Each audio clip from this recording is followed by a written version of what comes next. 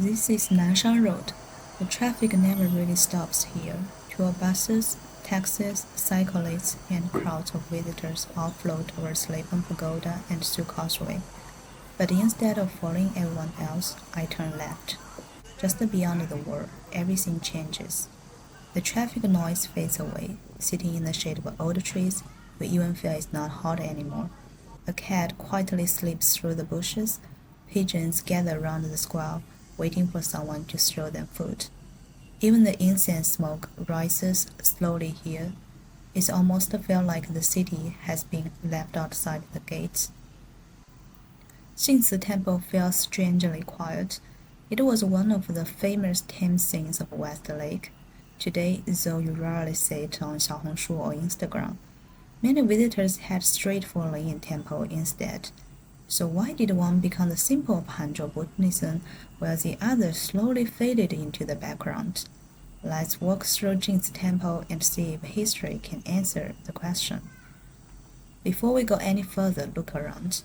Most of the buildings you see today are actually quite new, but the history of this temple is much older. Jingci Temple was first founded more than 1,000 years ago during the Wuyue Kingdom. In fact, if you visit enough temples in Hangzhou, you'll notice the same thing again and again. Many of them began in the Wuyue period. That's because the Qian family weren't only ruling Hangzhou, they were shaping the city's religious landscape as well. During the South Song dynasty, the government classified temples throughout the country according to their importance. The result was the system known as the Five Mountains and 10 Monasteries. Jingshan, Jingci, and Lingyin Temple were all included among the Five Mountains. It's not surprising that Jingci Temple enjoyed such high status because of one monk, Master Yongming.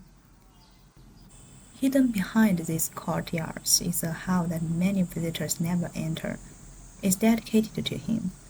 Master Yongming Yanshou, who lived in Hangzhou, was one of the most influential monks in Chinese Buddhism.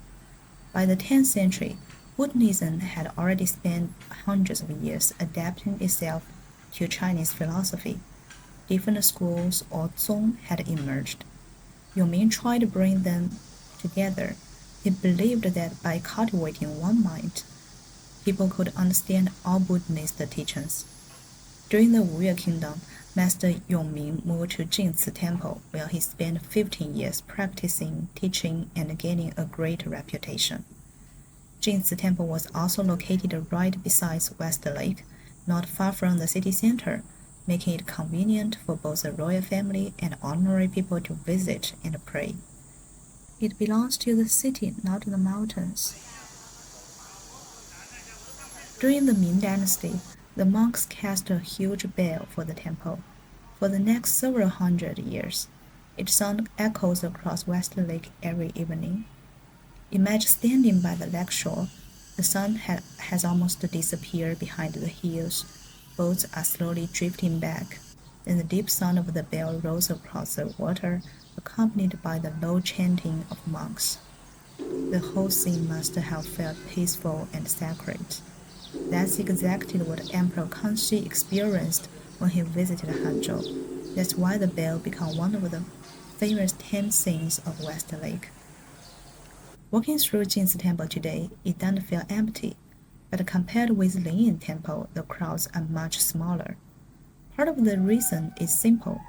Lingyin has everything modern tourists are looking for: the dramatic cliff of Feilai Peak, the stories of Qigong, forest trails, Instagram-worthy views. All of these create the iconic image of traditional Hangzhou. Jingci is quieter. The famous evening bell at Nanping Hill can't really be captured in a photograph. It's something you have to wait for, listen to, and experience for yourself. I actually like that.